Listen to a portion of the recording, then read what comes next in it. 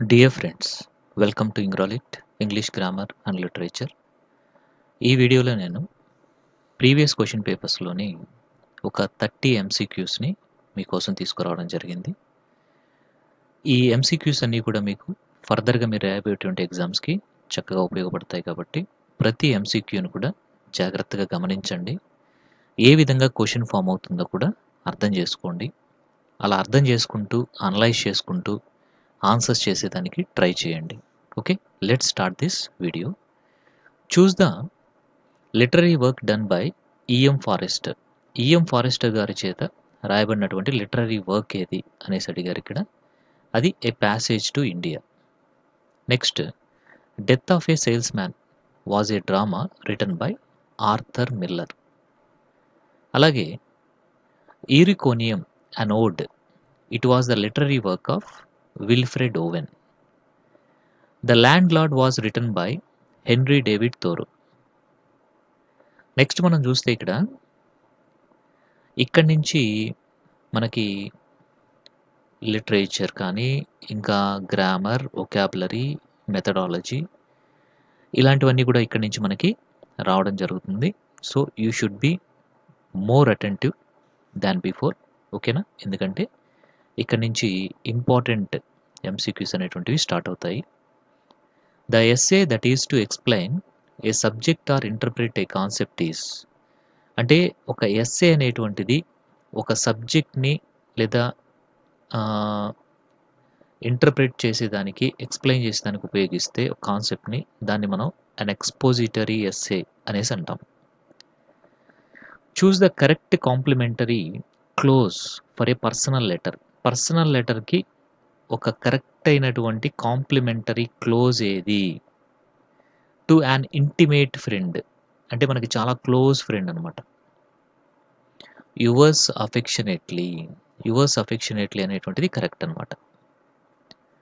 Next వచ్చేసి dash man is the only animal that invents something. Man is the only animal that invent something. ఇక్కడ ఎలాంటి article కూడా అవసరం లేదు. No article is needed. Next, I have read వాల్మీకీస్ dash అని ఇచ్చారు. మరి ఇక్కడ ఆప్షన్స్లో ఏ రామాయణ, యాన్ రామాయణ, ద రామాయణ, రామాయణ అని ఇచ్చారు. The correct answer is Ramayana. ఇక్కడ ఏంటంటే వాల్మీకీస్ రామాయణ అని ఇచ్చారండి, కాబట్టి రామాయణ మాత్రమే వస్తుంది. ఒకవేళ వాల్మీకీస్ అని లేకుండా ఉంటే అప్పుడు ద రామాయణ అనేసి వస్తుంది. ఓకేనా? అది రెండిటికి తేడా ఉంది. ఇలాంటివి మీరు గమనించుకోవాలన్నమాట. సింపుల్గా రామాయణ, మహాభారత అని ఉంది కదా అనేసి దాని ముందు దా యూజ్ చేయాలని థర్డ్ వన్ పెట్టారు. ఈ సిచ్యువేషన్లో అది రాంగ్ అయిపోతుంది అనమాట. ఇలాంటివే మనకి ఈ ప్రీవియస్ క్వశ్చన్ పేపర్స్ ద్వారా నేర్చుకోగలుగుతాం మనము. కాబట్టి యూ షుడ్ ఫాలో దిస్. ఓకేనా? అది. Next, the lion sprang dash the dog. The lion sprang upon the dog. This is the correct preposition అనమాట. Upon, sprang upon the dog. Next, she shouted at the top of her voice. At the top of her అనేటువంటిది correct preposition అనమాట. Next, I enjoyed my stay in hotel Taj. ఇక్కడ stay అనేటువంటి word ఏదైతే ఉందో దాని యొక్క parts of speech ఏంటి అనేసి ఇచ్చారు. ఇక్కడ స్టే అనేటువంటిది ఒక నౌన్గా యూజ్ చేశారనమాట. ఓకేనా? స్టే అంటే ఇక్కడ నౌన్గా యూజ్ చేయడం జరిగింది. Next, choose the adverbs off frequency from the following. ఇక్కడ అడ్వర్బ్స్ ఆఫ్ ఫ్రీక్వెన్సీని ప్రెజెంట్ చేసేటువంటి వర్డ్స్ ఏవి అంటే ఆల్వేస్, యూజువల్లీ. ఇవి మనకి అడ్వర్బ్స్ ఆఫ్ ఫ్రీక్వెన్సీని మెన్షన్ చేస్తాయన్నమాట. అలాగే నెక్స్ట్ వన్ చూద్దాము. Choose the complex sentence among the following అనేసి ఇచ్చారు. ఇక్కడ ఇచ్చిన వాటిలో కాంప్లెక్స్ సెంటెన్స్ ఏది అనేసి అడిగారు. అదేంటి అంటే I haven't seen my grand mother since I came to Bengaluru. ఇక్కడ సిన్స్ అనేటువంటిది మనకి ఈ కాంప్లెక్స్ సెంటెన్స్ని ఇండికేట్ చేస్తుంది. అది. ఇంకొకటి ఏంటంటే ఇక్కడ ఒక మెయిన్ క్లాస్ ఉంది, ఒక సబార్డినేట్ క్లాస్ ఉంది, కాబట్టి this is the complex sentence అనమాట. అలాగే next one you have to see here. How happy we are all here అనేసి ఇచ్చారు. ఇక్కడ ఇది మనకి తెలుసు. ఇది ఒక ఎక్స్‌క్లమేటరీ సెంటెన్స్ అనేసి. మరి దీన్ని అసర్టివ్ సెంటెన్స్‌గా మారిస్తే ఏది కరెక్ట్‌గా అవుతుంది అనేసి ఇచ్చారు. We are all very happy here అనేటువంటిది అసర్టివ్ సెంటెన్స్ అవుతుంది. స్టేట్మెంట్ సెంటెన్స్ అవుతుంది. అలాగే నెక్స్ట్ వన్ వచ్చేసి choose the verb that is not generally used in the present continuous tense. Present continuous టెన్స్‌లో మనం యూజ్ చేయకూడనటువంటి వర్బ్ ఏది అంటే లవ్. లవ్ అనేటువంటి దాన్ని మనం ప్రెజెంట్ కంటిన్యూయస్‌లో యూజ్ చేయకూడదనమాట. ఓకేనా? ఐయామ్ లవింగ్ యూ ఇట్లా చెప్పకూడదనమాట. ఐ లవ్ యూ అనేసి చెప్పాలి. నెక్స్ట్ వచ్చేసి one of the peoples in our class dash a car అనేసి ఇచ్చారు. వన్ ఆఫ్ ద పీపుల్స్ అంటే ఇక్కడ వన్ అనేది సింగులర్ కాబట్టి వర్బ్ కూడా సింగులర్‌గా ఉండాలి. అంటే ఓన్స్ అనేసి వస్తుందనమాట. నెక్స్ట్ వచ్చేసి Shekhar dash in Tirupati for 10 years. ఇక్కడ చూసారా? For 10 years by the end of this month అంటే ఫ్యూచర్ పర్ఫెక్ట్ కంటిన్యూయస్ యూజ్ చేయాలి. అంటే విల్ హ్యావ్ బీన్ లివింగ్ అనేటువంటిది వస్తుందనమాట. అంటే for 10 years by the end of this month అనేసి ఇచ్చారు.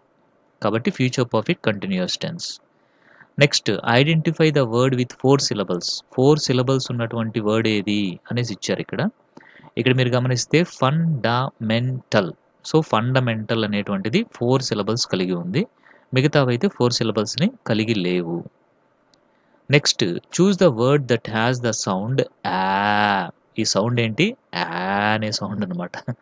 మరి ఈ సౌండ్ అనేది కరెక్ట్‌గా ఎక్కడుంది అంటే క్యాట్ అనేటువంటి దాంట్లో ఆ అనే సౌండ్ వస్తుంది.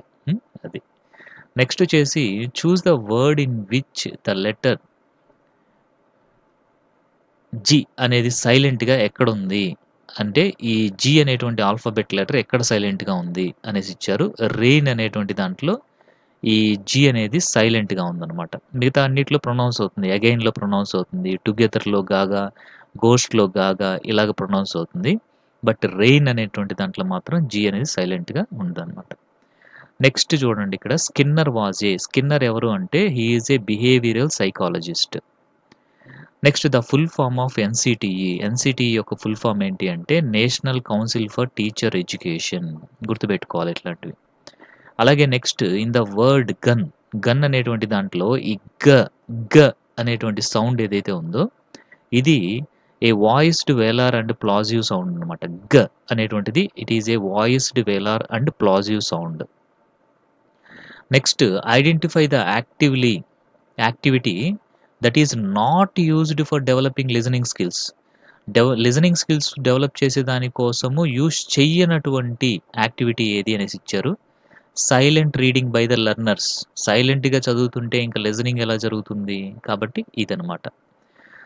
నెక్స్ట్ వచ్చేసి the 3 processes advocated by Harold Palmer in the SOS approach are receiving the knowledge, fixing it in the memory and. అంటే ఎస్ఓఎస్ అప్రోచ్‌లో హెచ్ పామర్ గారు ఒక 3 చెప్పారు. అందులో రిసీవింగ్ ద నాలెడ్జ్ అనేది ఒకటి, ఫిక్సింగ్ ద మెమరీ అనేది ఒకటి. మరొకటి ఏది అంటే practising it till learning is internalised అనేటువంటి థర్డ్ వన్ అనమాట. అలాగే నెక్స్ట్ మనం చూద్దాము 6 టీచర్స్ వర్ ప్రమోటెడ్. ఇక్కడ స్ట్రక్చరల్ వర్డ్ ఏది అనేది మీరు కనిపెట్టాలి. స్ట్రక్చరల్ వర్డ్ ఏంటి ఇక్కడ? వర్ అనేటువంటిది స్ట్రక్చరల్ వర్డ్ అనమాట. నెక్స్ట్ వచ్చేసి while framing the curriculum the learners are identified in terms of. మనం కరికులం ఫ్రేమ్ చేసేటప్పుడు దేన్ని మనం తీసుకోవాలి అంటే ఏజ్ గ్రూప్‌ని కన్సిడరేషన్‌లోకి తీసుకోవాలి. నెక్స్ట్ రీడ్ ద ఫాలోయింగ్ అనేసి ఇచ్చారు. ఇక్కడ చూస్తే మీరు stating the behaviour in operational terms, setting criteria for measuring the behaviour, observing the lesson, revision of the lesson, reteaching of the concept అనేసి ఇచ్చారు. The 5 steps in micro teaching procedure were suggested by. ఈ 5 స్టెప్స్‌ని మనకి suggest చేసింది ఎవరు అంటే మెక్ Donald గారు suggest చేశారు. అలాగే నెక్స్ట్ మనం చూస్తే NCF 2005 believes that curriculum should be. 2005 NCF ప్రకారము holistic in approach to learning అనేటువంటిది కరికులం కలిగి ఉండాలి. అంటే ఓవరాల్ డెవలప్‌మెంట్ అనేది కలిగి ఉండాలి. నెక్స్ట్ వచ్చేసి ఎన్‌సిఎఫ్ 2005 అనేటువంటిది ఎలాంటి అసెస్మెంట్‌ని సజెస్ట్ చేసింది? ఇట్ షుడ్ బి కంటిన్యూయస్ ఇంకా కాంప్రహెన్సివ్. ఓకేనా? సో ఇది కంటిన్యూయస్‌గా ఉండాలి. అలాగే అర్థవంతంగా కూడా ఉండాలి అనేసి చెప్పడం జరిగిందనమాట. సో, ఈ విధంగా మనము ఒక 30 బిట్స్‌నైతే డిస్కస్ చేసుకోవడం జరిగింది. సో, మీకైతే ఈ 30 బిట్స్ కూడా చాలా చాలా ఇంపార్టెంట్ బిట్స్ అండి. చాలా చక్కగా మీకందరికి ఉపయోగపడతాయనేసి అనుకుంటున్నాను. Thank you very much.